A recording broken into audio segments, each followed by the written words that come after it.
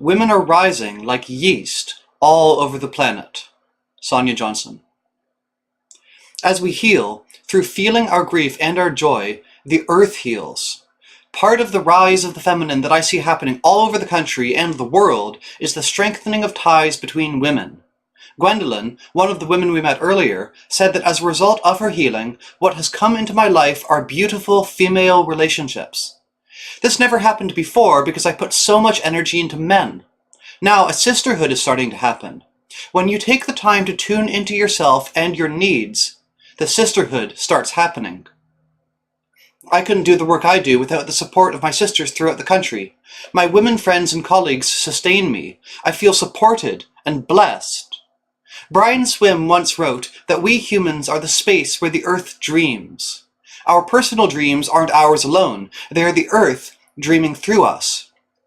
Our heart's desire is the desire of the earth. It is what she is asking you to do. The addictive system has told us that if it doesn't hurt, it is not worth doing. No pain, no gain. But often just the opposite is true. If what you are doing gives you no joy, no pleasure, no sense of purpose, no sense of fulfillment, it is not worth doing. Your state of health is the barometer of this. Your cells know what you need to do. Listen. Every cell in your body responds to your inner dreams. They are necessary for your health and for that of our planet. The dreams the earth dreams through you are different than the ones she dreams through me. But I need to hear your dreams, and you need to hear mine. Otherwise, we don't have the whole story. The addictive system has had a vested interest in keeping us from hearing each other for centuries. But our time has come. Let's listen to each other. For all of written history, the earth and the natural world have been viewed as feminine, with virgin resources to be exploited. What happens to individual women and what happens to our planet are linked. Our personal and collective degradation of nature, women and the feminine, is drawing to close, one person at a time. Science, as it is currently practiced, will not save us. It lacks the voice of intuition, the feminine voice, the voice that speaks from our bodies. We require balance now. We require embodied wisdom that is filtered through all of us, including what the mind of our bodies and our inner guidance is telling us. I recall a cover of Ms. magazine showing a crowd of women with the headline, "Rage plus women equals power." This message made me uncomfortable until I saw the potential embedded in it. The anger and rage of silenced women, when used as fuel for change, is indeed power. But it must be power from within, power that is fully grounded and centered. Not rage directed against someone or something. Rage transformed is power. Rage transformed is strength. N. Wilson Schaef writes, "As women, we have been limited as to what we can do, say, think, and feel. We may hate to admit it, yet deep down, we know that there are many forces that limit our lives over which we have no control. Only a person with no feelings would not feel the smolder of rage at times. We thought we had only two options, to go along with authority and thus support it, or to fight it and thus support it. Either way we lose. There is a third option. We can be ourselves. We can see what is important for us and do it. And we may have to go through our anger before we can exercise this option. To name your work political, especially when it comes to your body and to things that are womanly, is an act of power. If you are a mother, believe me, your work is political. If you are a nurse, a child care worker, or anything else, your work is political. If you're healing a fibroid tumor or remembering your incest, you are doing political work. How refreshing to see our bodies healing as political. Let us give it the importance that it deserves. Gloria Steinem once said, "Any woman who is up off her ass is part of the women's movement." I like that a lot. It leaves room for a wide range of interpretations. We have many choices. No one but you gets to define your healing or your politics for you. Do you need to take 6 weeks off from work to heal from pelvic surgery? Think of it as political.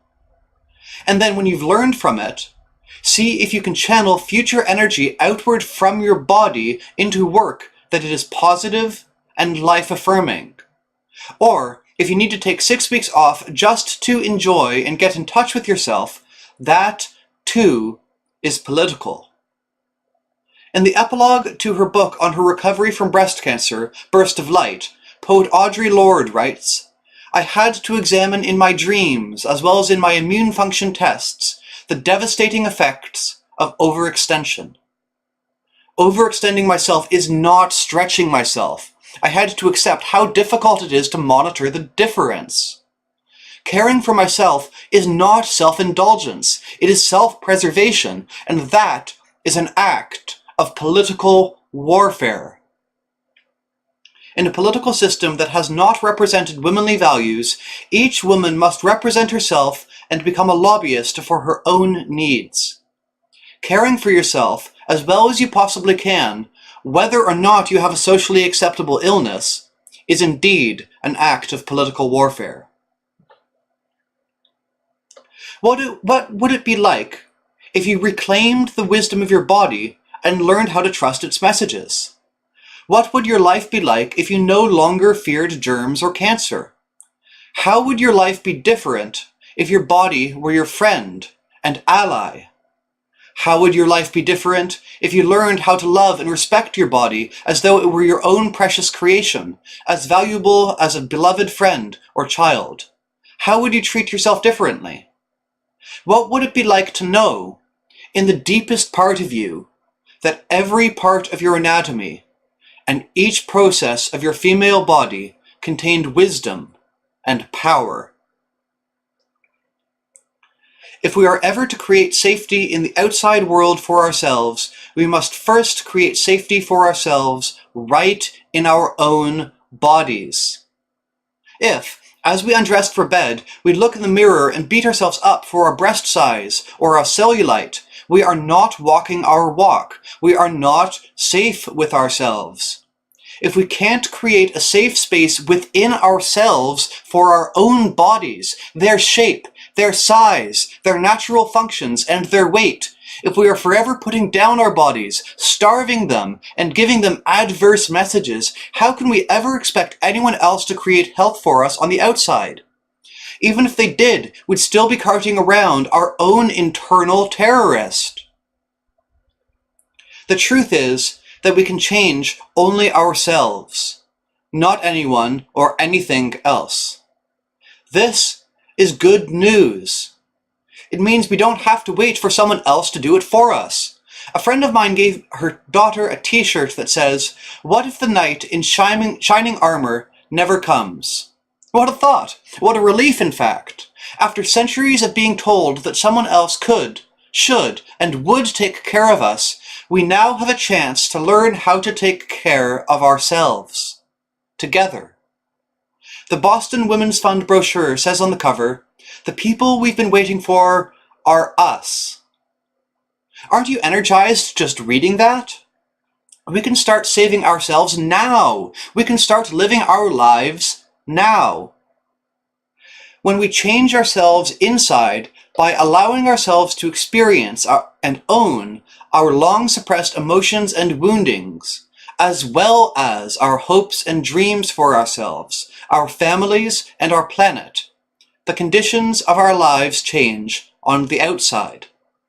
Working for social changes must go hand in hand with the willingness to heal within ourselves all the internalized messages of blame, self-doubt, and self-hatred that are encoded in our very cells. Otherwise, our actions originate out of unhealthy places within us and often recreate polarization and pain. Being led by the Spirit means living in tune with our inner guidance. Listen quietly. What do you need to do next? Perhaps just being still for a moment is the best way to heal or to serve. Perhaps there's nothing you need to do right now. There is no one right way to heal your body. The same goes for any area of life. You must find the way yourself. Emerson once wrote, "The essence of heroism is self-trust." Self-trust is more than the essence of heroism. It is also the basis for trusting our intuition and the healing voices of ourselves. Sorting out the genuine messages from our innermost selves and cells is no small task. It is indeed the work of heroes. It takes courage to learn to respect yourself and your body, regardless of how wounded you've been, regardless of your current weight, regardless of who you married or what your sexual preference is. The women whose stories I've shared with you are ordinary women. They are healing women. Their stories are the stories of planetary wounding and healing. These women are my heroes.